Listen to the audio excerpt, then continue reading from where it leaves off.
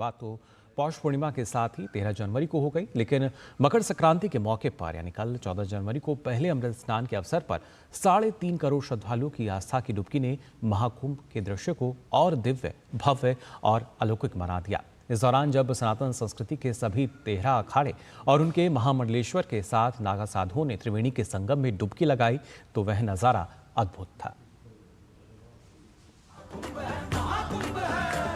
तीर्थराज प्रयाग में अभी सूरज की किरणें धरती को छू ही नहीं पाई थी। ठंड ऐसी कि मानो हड्डियां तक गल जाए।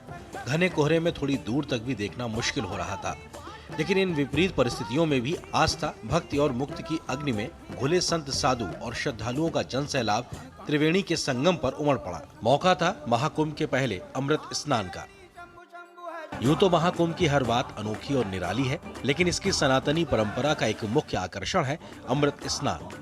आम बोलचाल में इसे राजयोग स्नान भी कहते हैं। इससे प्रथम स्नान अधिकार भी कहा जाता है। अमृत स्नान के बाद ही श्रद्धालु स्नान करते हैं। ऐसा माना जाता है कि कुंभ का ये स्नान जन्म और मृत्यु के चक्र से मुक्ति दिलाता है और समस्त पापों को धो डालता है। अमृत स्नान की शुरुआत 14वीं से 16वीं शताब्दी के बीच हुई थी। सभी आचार्यों में सबसे पहला शाही स्नान मेरा हुआ। इस सरकार की व्यवस्था से भी मैं बहुत प्रसन्न हूँ। इतनी बड़ी भीड़ को सरकार ने नियंत्रित किया। बहुत साधुवाद की पात्र है सरकार। मकर संक्रांति के दिन महाकुंभ के पहले अमृत स्नान के अवसर पर जब हाथों में सनातन का ध्वज उठाए जय श्री राम और बम बम भोले का जयकार करते हुए साधु संतों का हुजूम संगम के तट पर पहुंचा तो ऐसा लग रहा था मानो आकाश से देवता त्रिवेणी में डुबकी लगाने के लिए उतर आए हैं। संगम तट पर वह नजारा बेहद भव्य, दिव्य और अलौकिक था।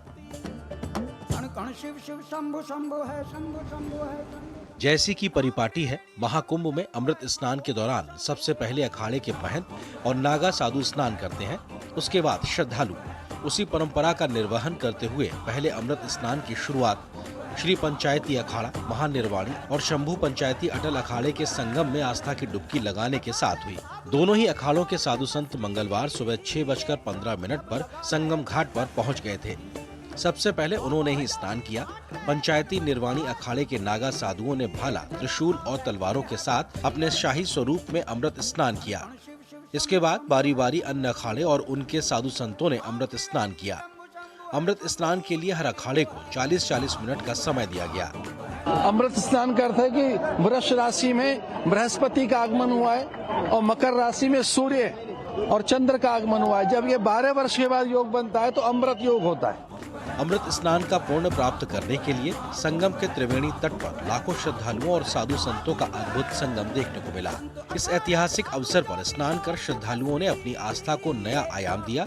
स्नान के बाद श्रद्धालुओं ने घाट पर ही अपने इष्ट देव की पूजा अर्चना भी की। 44 साल बाद जो पड़ रहा है, इसका बड़ा महत्व है।